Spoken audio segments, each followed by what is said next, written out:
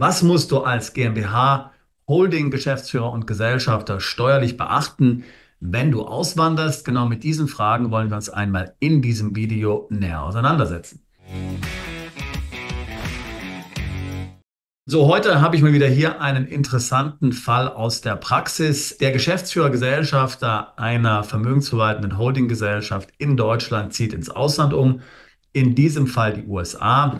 Was ist hier steuerlich zu beachten? Ich trage hier kurz mal den Sachverhalt zusammenfassend vor. Der 100%ige Gesellschafter und alleiniger Geschäftsführer einer deutschen GmbH wohnt und lebt aktuell in Deutschland. Die GmbH ist vermögensverwaltend tätig und hat ein Aktienportfolio im Wert von ca. 5 Millionen Euro, kleinere Unternehmensbeteiligungen ohne Dividende, mehrere Immobilien mit monatlichen Mieteinnahmen, insgesamt ca. 10.000 Euro im Monat. Die GmbH hat keine Mitarbeiter und kein Büro. Der Alleingeschäftsführer und Gesellschafter möchte in die USA auswandern. Er ist sich heute noch nicht sicher, ob er dort wirklich ein Leben lang bleiben möchte oder vielleicht nach ein paar Jahren wieder zurück nach Deutschland kehren wird. Es wird davon ausgegangen, dass die GmbH einen jährlichen Gewinn in Höhe von 350.000 Euro abwerfen wird. Der Geschäftsführer möchte gerne ein Gehalt in Höhe von 250.000 Euro aus der GmbH beziehen. Er geht davon aus, dass die Anlagegewinne dafür ausreichen. Keine weitere Geschäftstätigkeit wird dafür notwendig sein. Und dann ergeben sich hier natürlich daraus die üblichen steuerlichen Fragen. Was muss der GmbH-Geschäftsführer beachten? Wo muss er sein Gehalt versteuern? Wo müssen die verbleibenden 100.000 Euro Gewinn versteuert werden, die in der GmbH entstehen? Was soll beachtet werden, falls der GmbH-Geschäftsführer nach 2 Jahren wieder nach Deutschland zurückkehren möchte? So, was sind hier die wesentlichen Dinge? Wir reden ja sehr oft über solche Zusammenhänge auf diesem Kanal. Das erste, was dir sicherlich einfällt, ist die Wegzugsteuer. Diese Wegzugsteuer betrifft jeden, der an einer deutschen oder ausländischen Kapitalgesellschaft beteiligt ist, zu mindestens 1% und der in den letzten 7 von 12 Jahren in Deutschland unbeschränkt steuerpflichtig war. Wir haben dazu viele Videos schon gemacht. Da kannst du einfach mal auf dem Kanal danach suchen.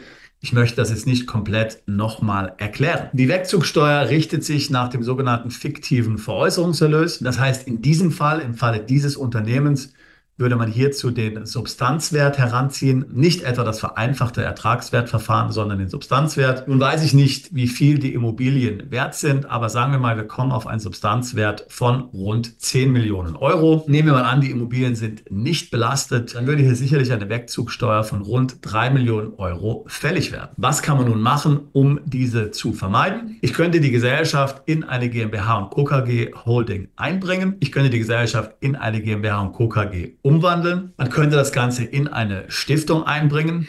All das können relativ komplizierte Vorgänge sein, die auch steuerliche Implikationen möglicherweise haben können. Also da muss man sich dann sehr genau beraten lassen. Ich kann auch die Stundung beim Finanzamt beantragen, wenn ich nachweisen kann, dass ich innerhalb von 7 Jahren wieder zurückkehren werde. Da bin ich aber dann sehr eingeschränkt, was Dividendenausschüttungen anbelangt. Da wird bewusst verhindert letztlich, dass ich diese GmbH finanziell aushöhlen kann. Außerdem kann das Finanzamt eine sogenannte Sicherheitsleistung in Höhe der zu erwartenden Wegzugsteuer verlangen. Also da muss ich dann hier Geld deponieren oder aber vielleicht eine Grundschuld des Finanzamtes eintragen lassen. Früher war es möglich, die Wegzugsteuer zu vermeiden, wenn man innerhalb der EU umgezogen ist. Das gibt es nicht mehr, aber hier soll er sowieso in die USA ausgewandert werden. Das heißt, hier wäre das Thema sowieso gegeben. Also, nehmen wir mal an, das Thema Wegzugsteuer hat sich erübrigt, das hat sich geklärt. Der Mandant hat hier eine der entsprechenden Lösungen gewählt, die wir hier gerade eben angesprochen haben. Jetzt kommt das nächste Problem und das ist die sogenannte Betriebsstättenproblematik.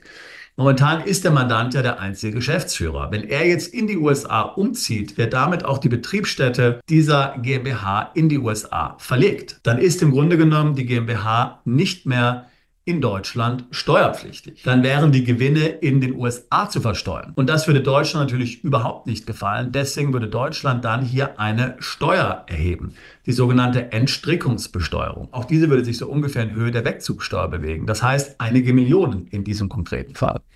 Wie kann der Mandant das vermeiden? Nun, er stellt einen Geschäftsführer in Deutschland ein. Er tritt von der Geschäftsführung zurück und ist danach einfacher Angestellter der GmbH und natürlich nach wie vor noch der Gesellschafter. Dieser Geschäftsführer muss kompetent sein, das kann nicht irgendein Strohmann sein.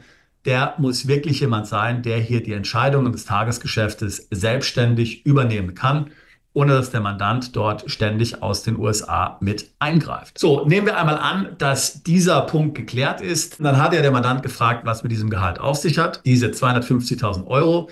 Ja, diese könnte er natürlich in den USA bekommen. Diese wären dann in den USA steuerpflichtig. Da die Einkommensteuern in den USA tendenziell niedriger sind, hätte er hier möglicherweise noch einen Vorteil. Allerdings müsste er die Sozialversicherung in den USA bezahlen. Das müssen ja GmbH-Geschäftsführer in Deutschland nicht immer, aber in den USA wäre das zwingend notwendig.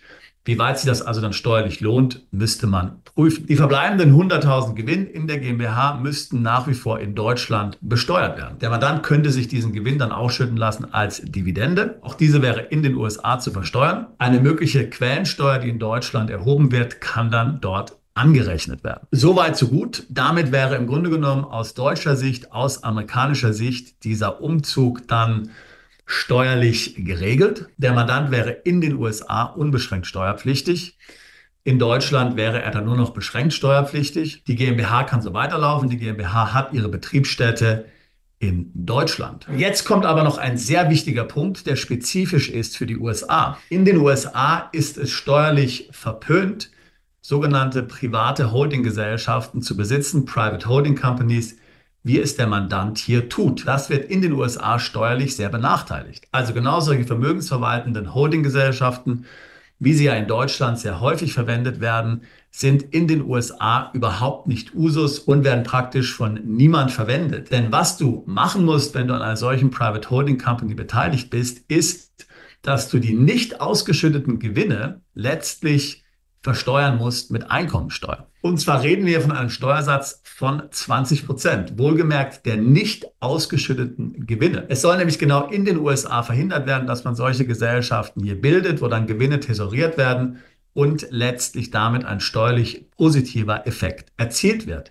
Und das gilt auch für ausländische Gesellschaften. Der Mandant müsste ja die Tatsache, dass er an dieser deutschen Gesellschaft beteiligt ist, in der amerikanischen Steuererklärung erklären. Der amerikanische Staat weiß auch davon und müsste dann auf die 100.000 verbleibenden Gewinn, falls er sie nicht ausschüttet als Dividende, 20% Steuer in den USA bezahlen. Das muss man eben spezifisch bei solchen sogenannten Private Holding Companies berücksichtigen, wie sie ja viele deutsche Unternehmer haben. Die anderen Punkte, die wir in diesem Video genannt haben, sind jetzt nicht USA-spezifisch.